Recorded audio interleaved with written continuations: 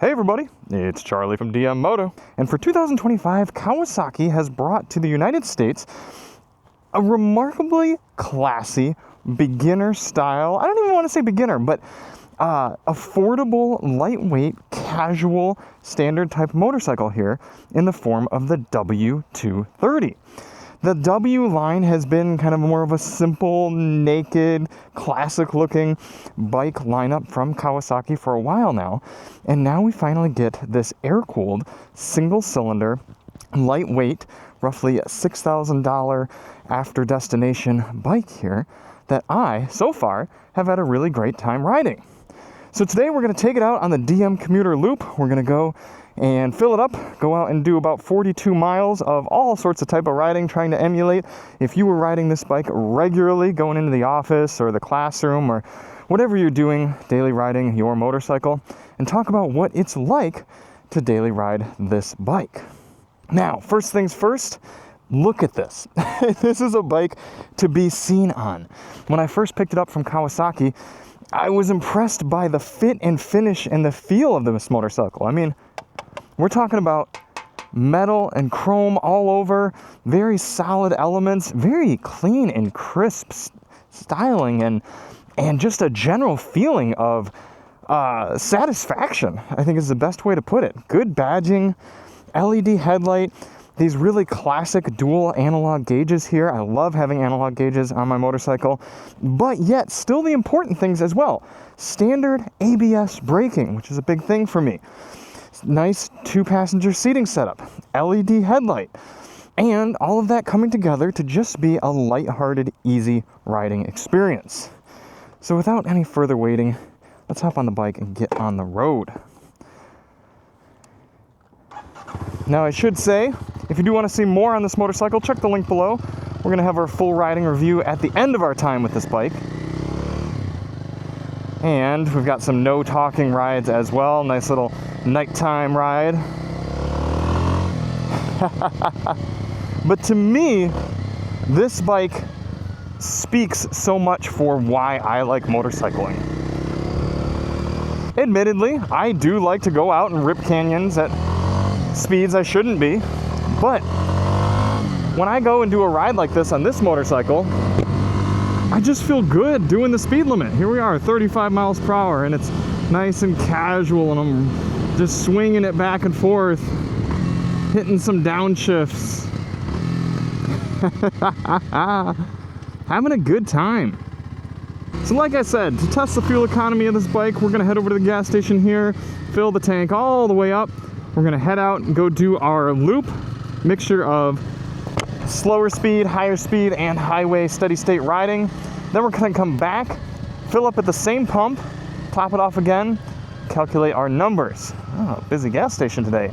And for some reason, there is a Model X at the pump that we like to use. Why that is there, I don't really know. Do they think, oh, that pump is out of service anyway. So you know what? I guess this is one of the very few times I can't exactly criticize the Tesla for being at the gas pump. So I think we're going to use this one right here if it's in service. It is not.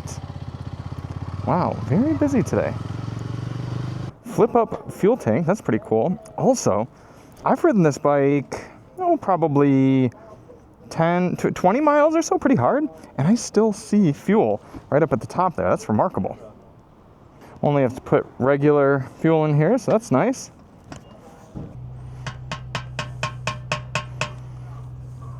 All right, we are topped off.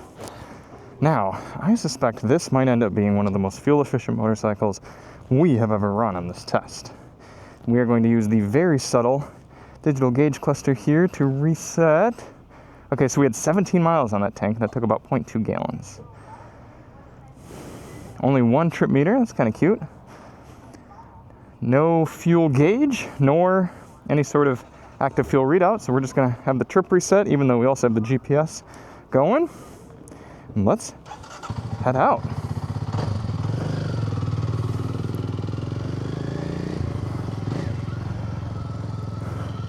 Now, as part of this test, I'm not gonna be ripping on the bike. I'm gonna try to ride as though you might just be heading into the office in the morning, just nice and casual.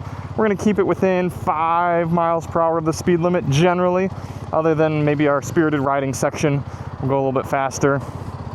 Our tire pressures have been set to their factory readout here on the frame. We got 29 front and 32 rear.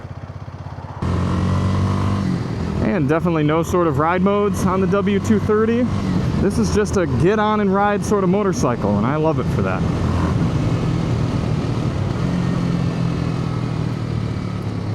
Also a very good motorcycle for lane filtering. Despite that, I think we're... Oh, are we even going to be able to fit in this really tight one? We are. Look at that. Very cool. This does idle pretty high, 2,000 RPM. I don't know if that's high for a 230 single, because most of the 230s I ride don't have tachometers, but it just seems high.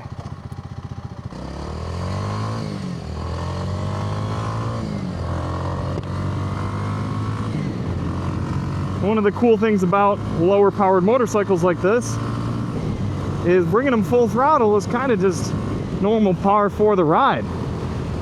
6-speed transmission, not saddled with something like a 5-speed like you get on some of these other simpler motorcycles. That's definitely going to help us in the highway section.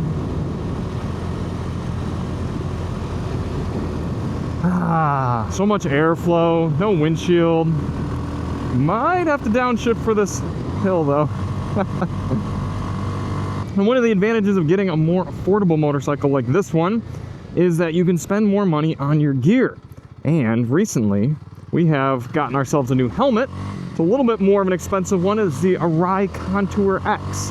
However, I had a lot of stipulations when picking out my next helmet. I wanted something that was maximum on safety and as maximum secondarily as possible on features. And that's how I ended up arriving on the Contour X. When Arai builds a helmet, they focus primarily on safety over everything else. They are I'm sure some other helmet manufacturers would take issue with this, but in my eyes, they are the leader in safety design when it comes to helmets. And you can sort of see that when you start looking at what leading motorcycle reviewers are wearing. Ryan over at Fort 9, Arai Contour X. Ian over at Big Rock Moto, Arai Contour X. I was just reading a motorcycle.com comparison test with the, the new Honda Hornet, and I believe 2 of the 3 reviewers were wearing Arai helmets, and one of them at least was the Contour X. So I went with the Contour X, and despite it being so focused on safety, the functionality is still fantastic. I can ride a naked bike like this. It's fairly quiet. It's got a lot of airflow. Now I wanted to go with a color that would help people see me, other drivers on the road, while still looking kind of cool. So I went with this neat sort of high vis and black and white combo. Been pretty happy with that. So if you do need yourself a new helmet, or maybe you're just thinking about upgrading from something basic, spend the cash, get yourself a helmet. I recommend the Arai. You can check the link below and pick one up for yourself. Like I was saying earlier, big advantage having these narrow handlebars and mirrors. And honestly, if you did some sort of lower, more slim profile mirror, you'd probably be able to lane split even easier, but the W is fantastic for that. I wonder how many of our bikes would make up the weight of his bike and also the cost of his bike. Beautiful Saturday here on the Pacific Coast Highway. A little hazy, but we should have some good water views here in a minute. There we are, classic view. Man, the water is looking nice today. Maybe a motorcycle is not the right place to be.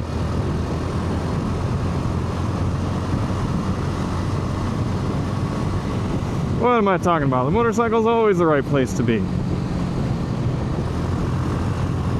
I will say, if you're a taller rider, you might start to get uncomfortable before too long with the leg position on the W230. It's, your knees are fairly bent. I'm only 5'10", 32-inch inseam. I've got quite a good amount of bend in my knees. I'm not uncomfortable yet, but I'm starting to notice it, which means if I were a good bit taller in the leg, I'd probably be starting to get uncomfortable. we're only probably 15-20 minutes into the ride. Here we are coming into Laguna Beach. Perfect opportunity to show off the filtering once more.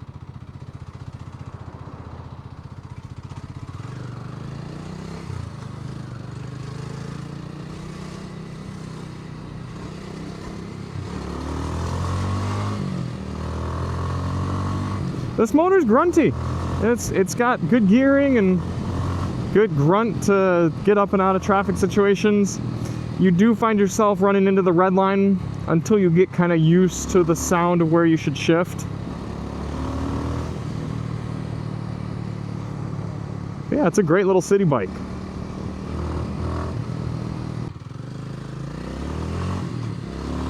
These sort of riding environments right here, this is where the W just feels so good.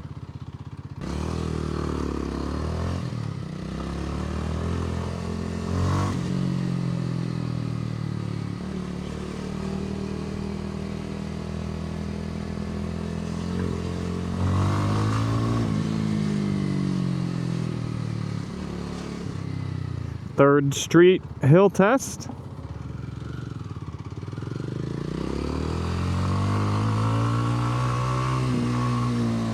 No problem. We got our spirited riding section here. Looks like we're gonna catch it pretty open too. Full tilt, let's go! I do see a Subaru up there. Probably catch him at one point. We'll lean off a little bit. It's actually, I think, a Mercedes. Get some room for these corners. Oh, they're going so slow. If you're getting caught by a single cylinder 230, you're not going fast enough. All right, here we go.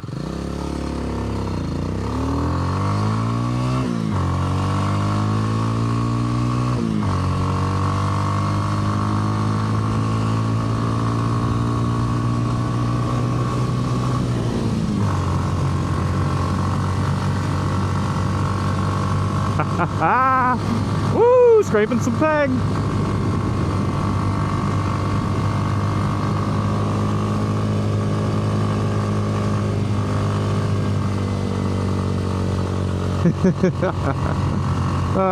Good family fun. Now, highway is a little interesting on the W230 because they have it actually speed capped, governed, if I remember correctly, about 74 miles per hour indicated, which coincidentally is also right about where the KLX 230 was speed governed. So it seems to be some sort of issue with, I mean, I can't imagine it's tires, so I would have to think it's something with the engine. They just don't want you going over a certain speed. I don't know if that's something you can easily remove or if it's a gearing issue or what the deal is, but it does still allow you to travel at highway speeds, because at least with somebody about my weight, it gets up there pretty confidently. So I don't know if we'll make it all the way over to the left lane. We'll see how traffic is going, but it's not the type of motorcycle you'd want to be regularly commuting highway with, but if you had a small section of your commute that were highway, I think you'd be fine. I mean, this is the 5 freeway we're about to get on, so let's see how it does.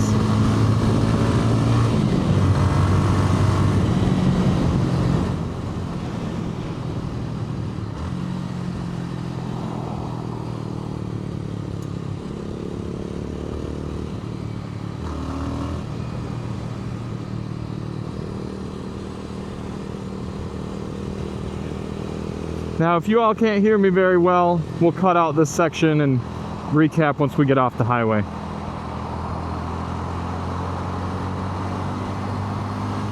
The thing you got to remember about slower motorcycles on the highway too, is you can always just go in one of the rightmost lanes. I mean, semi-trucks are typically not going any faster than 65 miles per hour or so. So you can hang with them. You can hang with some of the slower cars over on the right if need be. So here we are. We got well over 70 miles per hour, no problem. Top gear. But if we keep on the accelerator, it sort of slams itself closed at 74. Now the bike seems very confident to go faster than that, and I still have quite a few revs as well, so I'm a little disappointed that that happens. Be nice to know. Maybe I'll try asking Kawasaki what the rationale is on that. Also, I don't know what speed we're going indicated here, or rather by GPS. I just know that the bike is saying we're just over 70. So I mean, we could be doing 68 on the GPS for all I know.